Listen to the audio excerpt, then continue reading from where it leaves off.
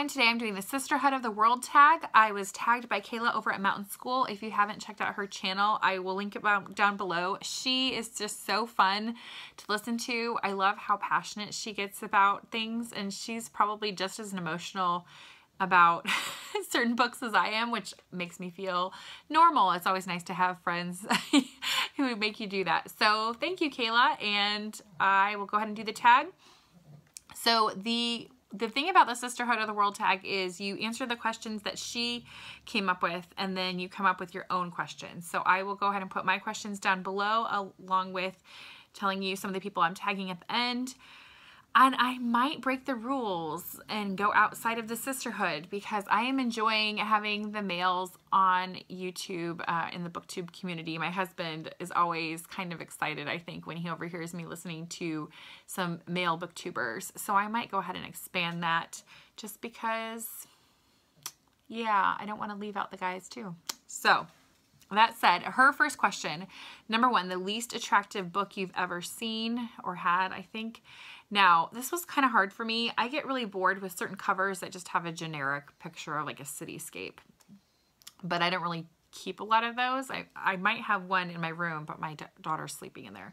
So I will show you, this book didn't used to be the most unattractive book that I've had until this week, and I happened to it. This is why you should not lend me books unless you don't care. Brave New World. It was in my purse, and then I accidentally knocked over my coffee mug, and then that coffee stain happened. And then I don't know what happened after that. I think one of my kids ripped off the cover on accident. By accident? Accidentally.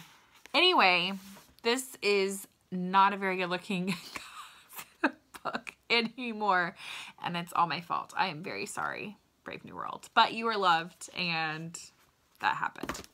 Number two, have you always been a reader? When and where did that first come up? I will actually link also below the reader role model tag that I created a couple months ago, because I think this has some more background on that if you care about it. I have always been a reader, like always, always, always. My mom likes to tell the story.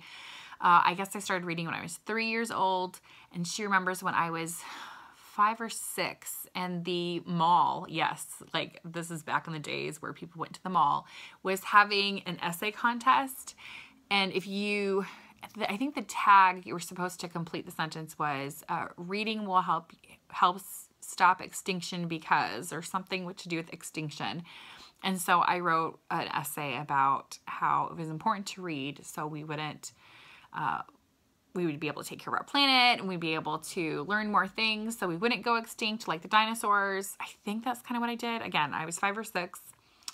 My mom was also very proud to say that I won the essay contest for my age category and got a $50 gift card to the mall, for which I promptly spent on books. So yes, I have always been a reader. Number 3, what is your favorite classic book and why? For over a decade, it's been Frankenstein. John Steinbeck snuck up on me last year, and Grapes of Wrath, I think, is currently now my favorite classic, I think. But Frankenstein, again, will always have a very big piece of my heart. Number 4, do you go to the local library, and how often? Yes, I go to the local library. Guys, I go about 2 to 3 times a week. I get my librarian's souvenirs when we're at a library, and like when I went to New York, I got my librarians, my favorite ones, some New York Public Library pencils with different quotes engraved on them. We bring them Christmas goodies, and we have a great library. It is my favorite thing about living in my town, like just my favorite. Yeah, this past week, you know how in a couple videos ago I did a reading habits tag or a book buying tag, and I talked about our library and how I know we can have 100 things out at a time, because I remember 100 day, when we hit 100 day last week, we were at the library and I went to go get my holds, and I had my godson with me too, so he'd picked out books and put them into, and we'd already had a couple, we had a lot more at home. Anyway, I was checking out at the library and I accidentally, like, she's like, "Ooh, yeah, you hit the 100 mark again." I was like, what am I supposed to, so I start prioritizing which books I don't care about. And she's like, "You know what? I know you're going to be back here like tomorrow or the next day. Just go ahead. I'll override the system." So I technically last week had 104 items out.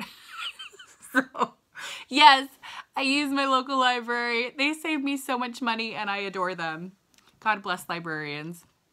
Number 5, have you ever dreamed of a writing or book related career?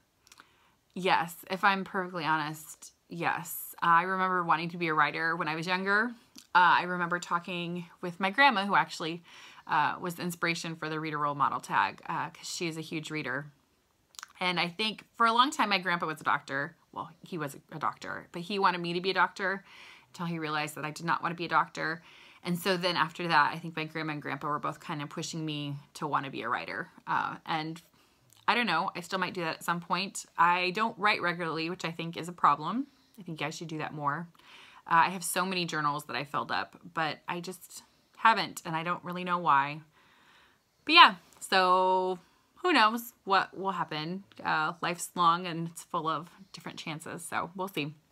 Number 6, how did you choose your channel name? I am like the worst at naming things because I feel this overwhelming pressure to do it perfectly, which is stupid because I don't really even shoot for perfection on a regular basis. I just want like that perfect thing that encapsulates everything that I want to be. That's like way over the top. So when I was coming up with my channel name, Read, Create, Repeat, Homeschool, I was thinking, what do I really want to talk about? I knew reading was the main thing I wanted to talk about. And I still, you know, do mostly talk about books on here and adult books.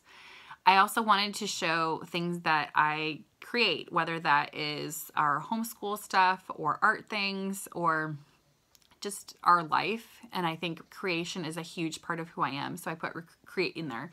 Repeat, because obviously it's just a cycle. You keep doing it. And homeschool, because I wanted people to be able to find me as a homeschooling parent if they wanted to. Now, I don't know. I have kind of like namer's remorse a little bit because I feel like it's a long name and it's a mouthful. And I don't know if it's just too much for people to remember or say. And so I don't know. But now it's like too late, right? So it's just move on. Nothing's perfect and that's okay. Anyway, number 7, is there a book character you can't decide if you love or hate? I don't really think so because I feel like even the people that I hate, I create backstories as to why I don't like them. And I don't really fault them for it. I might fault the writer for explaining it sometimes or wondering why that wasn't explained better. But even like characters that I hate, I think they're important. And I like even villains, I always create backstories for why they are the way they are. Umbridge, I mean, I really did hate her, but I also love to hate her. So I don't know if that's for sure what you meant, Kayla.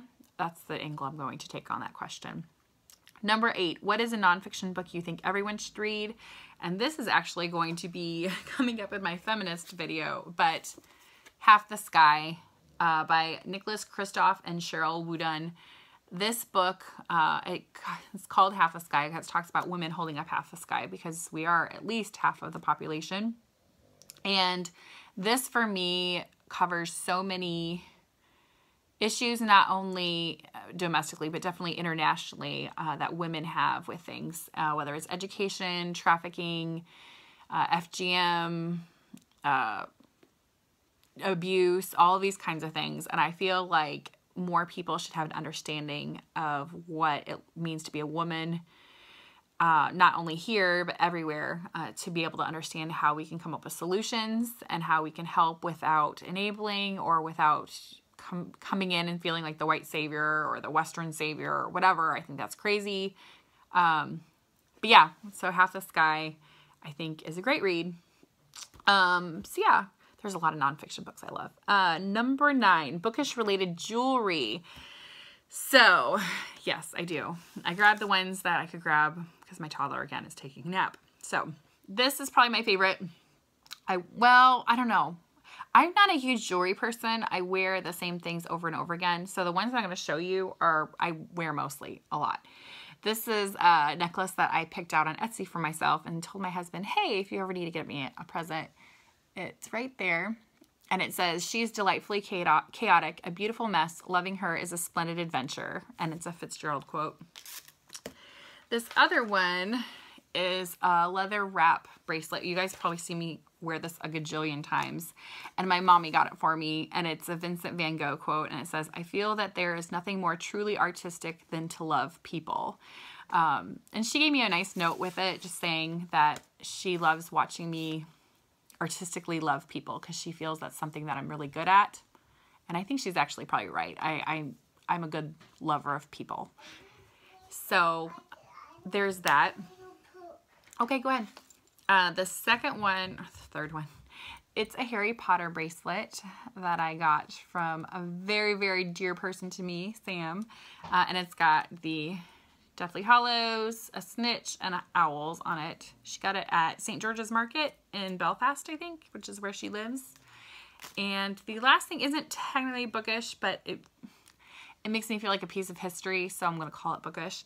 And this I actually got from my grandma-in-law before she passed, and it is a 1933 Century of Progress Chicago. It's from the World's Fair, and it's just a really cool I think it's copper bracelet. And the weird thing about this, I was wearing it at church one day, and one of my friends there was like, can I see your bracelet? And she looked at it. She has one just like it that she'd gotten from her mom. And apparently hers is not a bracelet, it's just a flat thing. And so this had gotten stamped into a bracelet, which I think is kind of a cool thing. It does turn my wrist green sometimes, or if I wear it too much. So I try not to wear that one too much because I want to keep it nice. And I'm not going to show you, but I have these earrings that my husband got for me. One says Anne and one says Gilbert on it. And it's just kind of the best. Number 10, what are you currently reading? Read the first line.